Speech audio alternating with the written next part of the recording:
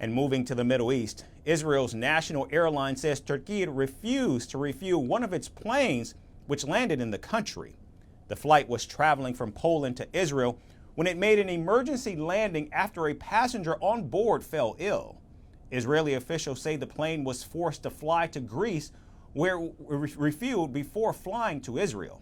Meanwhile, Turkish authorities say the Israeli flight crew voluntarily decided to depart without refueling.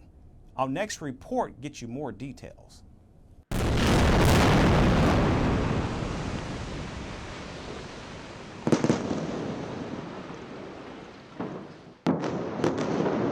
The 9-month-long war against Hamas in Gaza has soured Israel's relations with several nations in the region. And one of these countries is Israel's neighbor across the sea, Turkey.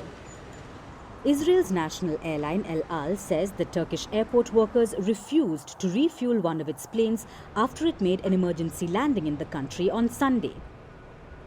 The flight from Poland's capital Warsaw to Tel Aviv landed in the Turkish city of Antalya after a passenger on board fell ill.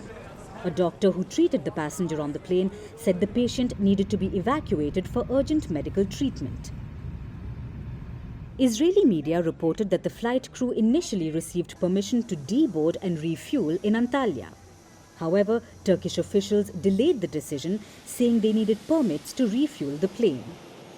And after waiting for 3 hours, the flight crew was informed they would not be allowed to deboard or refuel. The plane ultimately took off for Greece, where it refueled at the Rhodes airport before flying to Israel. The status of the sick passenger remains unclear, and airline officials didn't inform if the person received medical treatment in Turkey.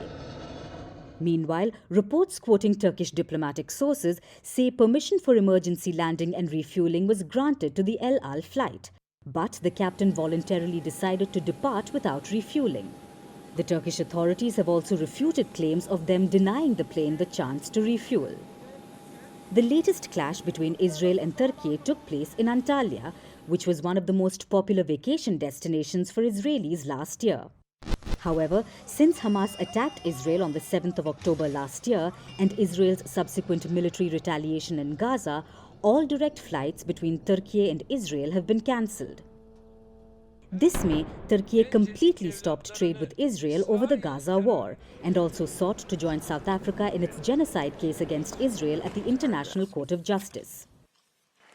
Turkey's President Tayyip Erdogan remains one of Israel's biggest critics of the war, calling it a terrorist state on multiple occasions. Meanwhile, Israeli Prime Minister Benjamin Netanyahu says he refuses to be lectured by a brutal dictator who supports terror groups in Gaza while bombing Kurdish villages in his own native country, Turkey.